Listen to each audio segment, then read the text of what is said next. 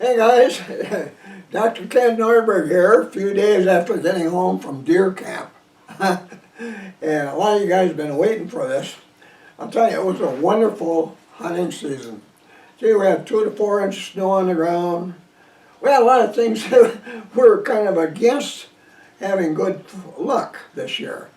But the way it turned out was great. We got our four mature bucks, big ones. Each one was a dominant breeding buck with its own exclusive breeding range. Each one was taken while accompanying or approaching a doe in heat. The primary breeding phase of the rut was in progress, began on November 3rd. Hunting season didn't start till the 9th this year. And so the whole time we were there, breeding was going on. And you could really tell it was really different this year that way. Our deer numbers were up a bit. There were more fawns, living fawns in our hunting area than I've seen before. My grandson Tyler took a forkhorn, a nice little forkhorn, and it was his last chance to take a deer before he had to drive back to Colorado. So he wanted to take a deer, and that's fine. The grandsons can do that. Sometimes older hunters as well, but we were having a good year taking older bucks. We got 2 10-pointers, both of them on opening day, one in the morning and one in the evening. A 9-pointer, which with a little bit longer, with one more stem on it, would be a legitimate 10-pointer. They were both really nice bucks. That one 10-pointer was one that my son John got on opening day in the evening. That was a 4.5-year-old. The other 3 dominant breeding bucks, and this is really unusual, were 3.5-year-olds. And normally our dominant breeding bucks are 4.5 to 6.5-year-old bucks. And when they're 5.5, a lot of them will weigh a little over 300 pounds live. Well, we had 2 of those romping through our 6 square miles we hunted this year, we only saw one of them once. I saw one that I was trying my darndest to get. He taught me some more lessons in deer hunting this year. I'll be telling you all about it later. But it came close, but boy, he was a nice big buck. He was big, one of our 300-pounders for sure. So anyway, it was unusual to have so many 3.5-year-old bucks as dominant breeding bucks this year, but they were nice bucks. A lot of guys would have had them mounted and put them on the wall, and they were bucks to be proud of, really great bucks. So we actually took 5 bucks. 4 were taken at ground level. Hunters, Nordbergs, sitting on backpack stools when they were taken.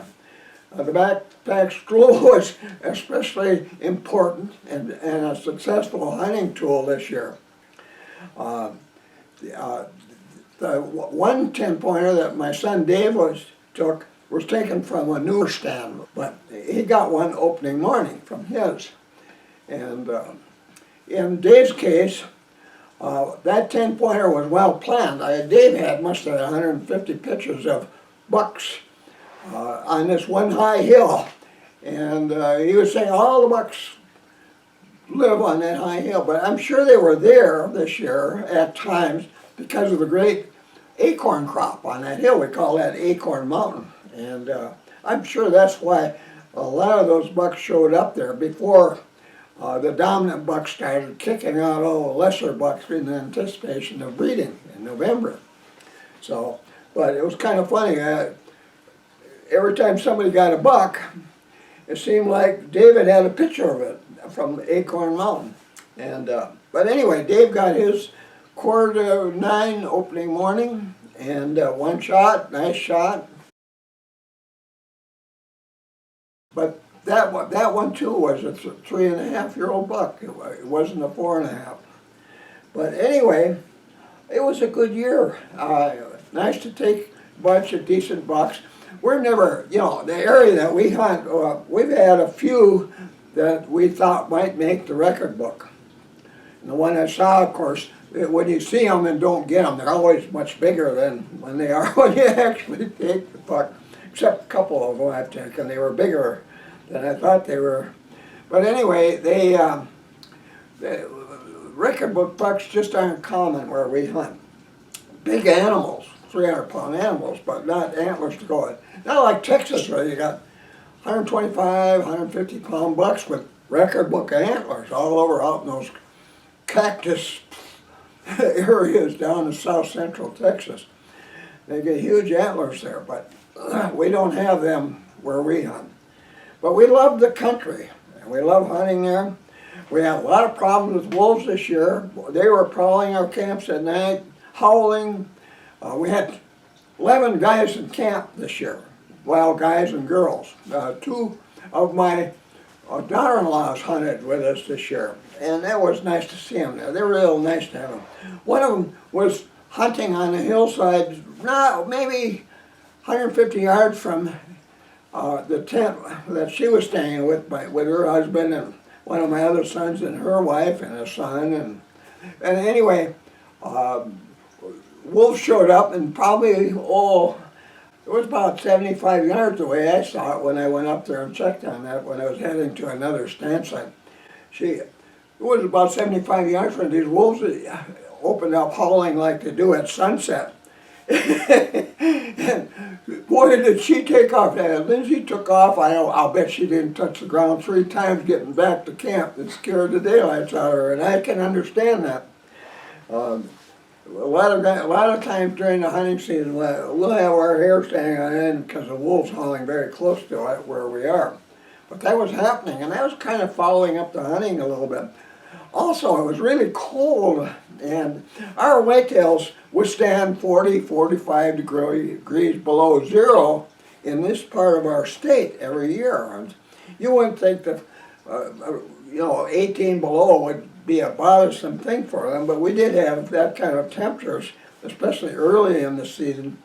And but I think the first really cold air, sub-freezing temperatures, will bother them like much colder temperatures later on. And so during the day, I saw a lot of deer were just sticking to their beds all day long in that kind of cold weather and living on fat stores. Not a lot, but living on fat stores for a couple of days during the day.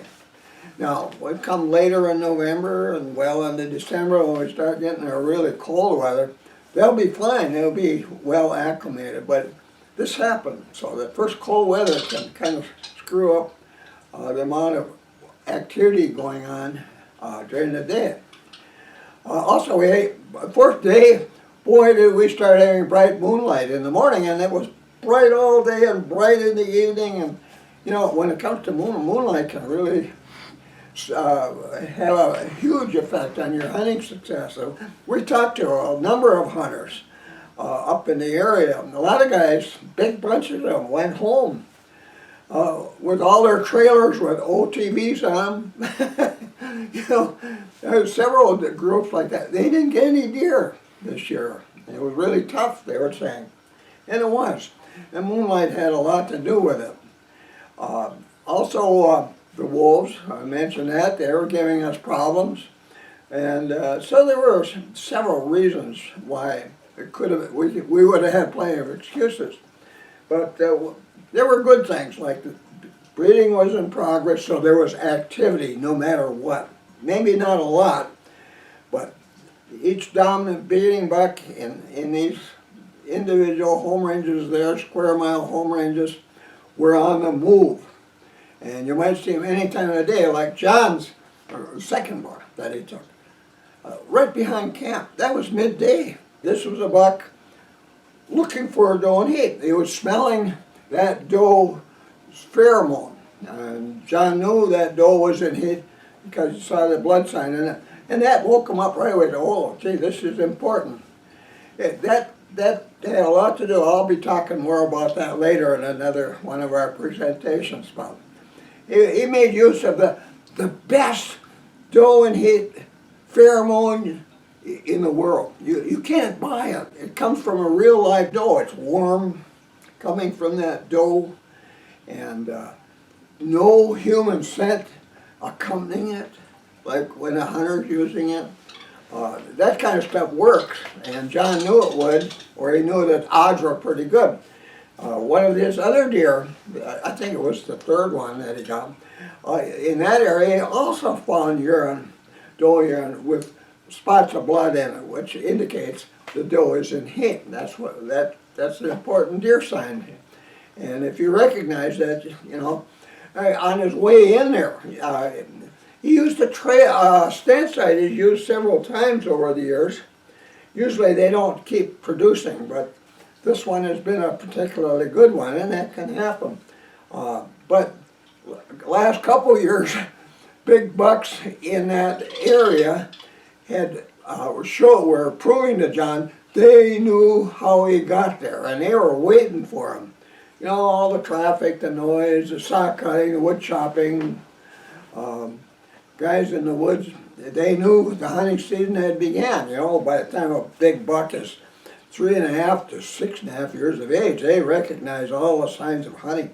And the big buck that lived in that area, the dominant buck, he already knew John had to come up this really steep hill after a 2-mile hike to get there, and was waiting for him. And they would check. This happened 2 years in a row, and he's snorting down there below him, and John just killed that stand site. So this year, John decided to make a new approach trail, and it took a lot of work. They took 2 trips up there to get everything done, not just at that site, there are other sites as well. Like Dave, he put up this ladder stand. And I think ladder stands are great because you can climb up there silently, but to move one around the woods, they get this. Dave had all that thing in parts or all together, a long way to get that thing set up at a brand new stand site. And it's great for the opening, like maybe the entire opening weekend. I know he went back there several times, but didn't see anything after the first time. But it was great for opening day. But that's trouble, those ladder stands. They're great. They're nice and silent to use. You can get up there without making any noise. Really silent. Very safe. A little railing around them and all that kind of thing. Even a rest for your rifle. Good stand. But like most stand sites, used by most hunters nowadays, tree stands, you can't move around during the hunting season without the buck you'd like to take knowing it. And so if you just sit there the whole season, it doesn't take long. Maybe by the third day you're really wasting your time there, because that buck knows you're there and you're not going to see that buck around there breeding in progress or not. So I'll tell you more. We'll be talking more about these individual bucks and what happened and how they were taken and why and all that kind of thing in future presentations. But anyway, like I said, of the 5 bucks, 4 were taken at ground level, which kind of proves, ground level stand hunting is a pretty darn deadly way to hunt adult bucks, mature bucks. And the reason being, you aren't stuck in one spot for a whole hunting season. You can move every half day, which we do. We move every half day. Big bucks are really good at discovering and identifying stand hunters. They like it seems like they like stand hunters because stand hunters don't pursue them, don't chase them, don't make drives, they don't do it. So they don't leave, they stay in there. We get a few bucks that become completely nocturnal. They're impossible. Once they're nocturnal, you just aren't going to get them. But most of them don't do that, but they stay in their ranges. We see fresh tracks made by big bucks in the snow on the last day of the season as the first day. And remarkably, when we take a dominant breeding buck, it seems like there's always the next highest buck in the local buck pecking order waiting close nearby to take over. When a dominant breeding buck is taken in one of those square mile buck home slant breeding ranges, it won't take long. There'll be another buck as big, sometimes even bigger. Maybe it wasn't as big antlers or something, but to move, will move in very quickly. So you can go there a week later and there's a new dominant breeding buck in that range. That happens a lot. Not always, but it happens a lot. So, but anyway, we proved something there. You know, we've been proving this since 1990, that the stand hunting methods we use, and it's nothing like what most hunters across the United States use. This is all different, quite different. It takes a lot of knowledge and skill to make it work. We've been proving this all these years that this works. With the 4 mature bucks we took this year, our total of mature bucks that we've taken since 1990 now stands at 105. That's for my 3 sons and I. 105. That's not including the yearling taken by my grandson.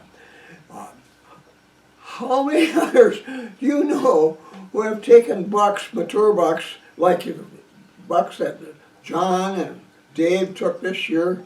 105 of them since 1990? That's enormous. But that's the kind of bucks we hunt. They're the most elusive bucks in the woods. Once they get to be 3.5-year-old, they are tough to hunt.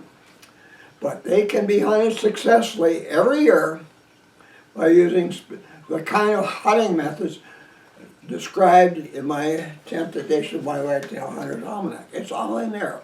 There's 6 ways to do it. Use ground level stand hunting, 6 ways. Well, one way is tree stand hunting. That's covered in this book as well. Much improved tree stand hunting. But I'll tell you, if you don't have this book yet, you're missing out on the best buck hunting of your life. And just to prove to you, I've got a photo I'm going to show you of a guy who wrote a letter to me telling me, his name's Tom, I forget what state he was in. He's been watching my YouTube presentations like you've been doing. And he said he's 55 years old and he quit hunting some years ago because he just wasn't doing very well, and he just kind of lost interest in it. But after watching my YouTube presentations, he decided he was going to give it a try. Not only that, after hearing everything I had to say about using a backpack stool, a homemade one, he went to the directions provided on my website and built one himself. And went out hunting this year now after many years of not hunting and using techniques that I've been talking about, ground level stand hunting. And he got a beautiful buck. And he sent me a picture of it, the buck and the stool and the rifle. And I wrote it back to him. I said, I have lots of pictures very similar of big bucks with a rifle and a stool in it that I've taken over the years. And those 3 things really go together well and often, and I congratulate him. I told him I was proud of him. The effort he took and built a beautiful stool, that's there in the picture. But once you have a stool like that, all of a sudden, one day you're going to consider that stool as valuable a buck hunting tool as anything you own. Yeah. So anyway, it works. Not only does it work, but I'm going to show you some pictures of the bucks that we took this year, along with some conversations of hunters who took the bucks. Dave and John and Tyler. No, I think we just got a photo of Tyler to work with. But anyway, it was a good season. Now, this year, being 84, I didn't travel as far to stand sites as I've done in the past. The buck I really wanted to get, and we had a good wind direction for it opening morning, was this big son of a gun that's been walking on our tracks along one trail for several years now. And boy, did I want to get that buck. And I thought I had them all figured out, and I did in a way. But I didn't see him opening morning. For some reason, I could just sit there and think, that darn thing, either he does know I'm here or he's not ready to commit himself to walking on our tracks here the very first day. You know, 400, no, how many? 300 went past him that morning, this trail. And I know that buck saw or heard or smelled those 300s going past. And two of them set up in a ladder stand just across a beaver pond. I know he had to be smelling them, so he should have felt it was safe to walk here. But for some reason, it might have had something to do with the doe and he too, being breeding going on. He was a big buck, man, one of those boss bucks of the woods. So I didn't see him. I only saw a mouse and a red squirrel that morning. But I finally had a chance to see him. And he taught me another serious lesson. I mean, I got a good look at him, and it was just amazing how big he was. And another week, maybe I might have been able to get him. But I had to quit. We already had our limit of bucks, so it was time to quit. We had to stick to that. You know, we do that. And I'll tell you what he taught me. That's an important lesson. In fact, our whitetails came up with something I've never seen before, ever, during the hunting season. I'll tell you about that too. A new trick of theirs. It's difficult to deal with, and I'll tell you how we worked around that and how things worked out despite this new trick. I have never seen whitetails do this before, but doggone it, it's a neat way for them to survive a hunting season.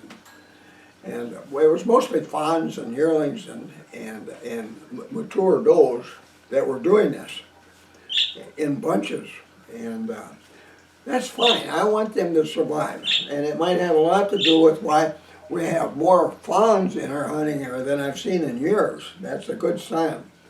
So anyway, there's a lot to learn from this hunting season. But gee, it was fun. We had great meals. We had our barbecued ribs the evening before. John and I had big, beautiful steaks. When we went up 4 days early to set up camp this year, and gee, it was kind of fun, you know. But it was cold. Oh, it was cold. Chopped wood. We cut down dead trees, chopped wood, and stacked it in the tent and outside, and get everything all set for the season, so we didn't have to mess around with that kind of thing. But we're pretty darn good winter campers. We know how to be really comfortable under the most severe conditions in the far north. Canadian border, beautiful Canadian shield country, a lot of rock up there and big slabs of it there and rocky outcroppings and high hills, and we love that area. So just being there is fun.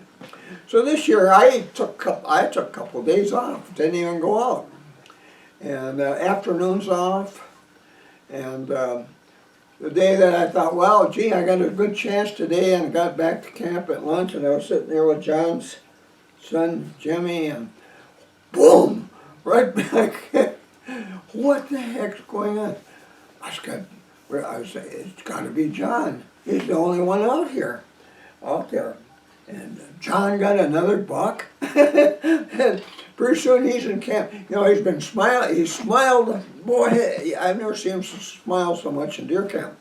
He comes to camp. Dad, you got to come and see it. It's only 75 yards. You can walk out there. It's kind of rough, but you can get there, and I want to show you all of it. So we went out there, and we took the photos that you're going to see here in a few minutes. Right now, you'll see what I'm talking about. So this morning I was hunting about 600 yards upwind over that way, and I was getting cold, and I did a little scouting walking into the road, and about 400 yards up that way I spotted some beds. One was a doe, and there were two fawn beds right next to each other.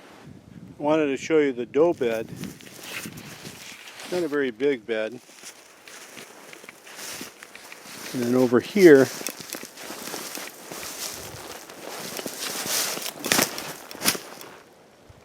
that's two fawn beds. back to back. There's one here, and there's one there. And there was some pee on the ground that was kind of a orange, reddish orange. This is the doe's urine. So I know she was in heat. That's a sign that she's in estrus. So anyhow, I went out to our logging trail over here, came back to our camp. Our camp's like 75 yards over here. This is right behind camp. And the wind is blowing this way, and it's fairly strong, so I thought either a buck downwind might come through this open area, or a buck that was with the doe would come this way, and that's what happened. The buck I got is right over there. Well, this is the buck. He's a nice 8-pointer. So the rock that I was sitting at was just right over there. Hi guys, this is 2019 at the Nordberg deer camp. This is the first buck I got. That's a 10-pointer. 7 out of his 10 points are broken out of his tines. Try to hold the middle one up, John. Yeah, that's better. People get a better idea. Nice big buck. All right. So this was the second one I got. About 100 yards over there, right behind camp. He's an 8-pointer. Could have been bigger. He had some potential growth there. And then this is the one I got yesterday morning over on a place we call Moose Mountain. And these are kind of short, but if you count them, it's a 9-pointer. So anyhow, never going to have another one like this. But John had plenty to smile about. It was a fun season. So yeah, I love deer hunting like that. And that's kind of stuff that we've enjoyed so many years. And so I saw that big buck, and that was good enough. It's enough to get me thinking, never forgetting until next year seeing. Can't wait till I'll get out there again. Gee, I'll be 85 then. And I've surprised myself this year. My legs are better this year than they've been in 3 years. And that made it easier for me to get around, but I had to be careful, and the boys were reminding me to be careful, and they wouldn't let me drag deer. I field dressed 2 of them. They wouldn't let me drag deer, and which is fine. And there was no one to know exactly where it was. I think as the week went on, they said, well, Dad's doing pretty good. We don't have to have somebody hunting near where he's hunting. They kind of said, where are you going to be, Dad? And I tell them that would be it, and it might be in the opposite direction, 2 miles from anybody else. And so it takes me longer to get to where I'm going, but I get there, and I have to stop every now and then, and that's not necessarily good hunting technique, and you should know why if you've been watching my videos. But enough of that. Now, let's look at some film here, and I'll say no more with this one. The film will provide you with all the reasons for us to believe this was a wonderful hunting season, and I wish you could all enjoy a similar one.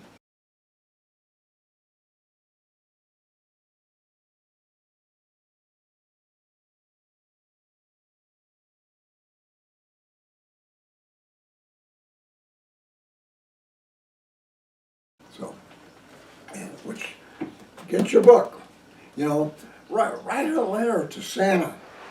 Tell him you just got to have this book, because once you get it, you've got all you needed besides a stool to become as successful at hunting older bucks as we are. Honestly, wherever you hunt, doesn't matter. You might say, in Alabama that doesn't work, and we hunt with dogs. Well, even there, I've hunted in Virginia where dogs were used a lot, and in South Carolina where dogs were used a lot. But if I lived there, I'd be out hunting just the way I teach in this book. That's the way I would be doing it. And all these guys with their dogs or anything else would be wondering, why in the world do you keep getting those nice bucks? And they'd want that book too. So anyway, honestly, you're going to have this, and you're going to enjoy that the rest of your life as a deer hunter. You'll be so glad when you get it. So don't wait around. If you haven't got one, you're missing such great buck hunting. It's time you start enjoying really good buck hunting. So learn, get this book. So anyway, now, if you like what you're hearing today, and you're going to hear a lot more, because boy, we got a lot to talk about after this hunting season, be sure to subscribe to my YouTube channel. Be sure to do it. You'll be informed every time I submit a new YouTube presentation. But more important, it's important to me. I want to be able to keep teaching you guys how to hunt this way, how to take bucks like we're taking. And in order for me to do that, I need a bunch of you to keep signing up, subscribing to my YouTube channel. And just as important, it's important to hit that little thumbs up button as well. Those things are really important for my future as a guy, as a researcher, a guy that's been doing hunting-related research since the early 1960s, to teach you what you need to know to enjoy this kind of whitetail hunting. So do that for me, will you please? Thank you, and I'll see you again soon. Be sure to visit my website. Here's the link. Here you'll find links to my blog posts, my Twitter account, my YouTube account, my Amazon store with links to my ebooks, my son's eBay store, a money saver if you're ordering from Canada or other countries, my website bookstore, and much more.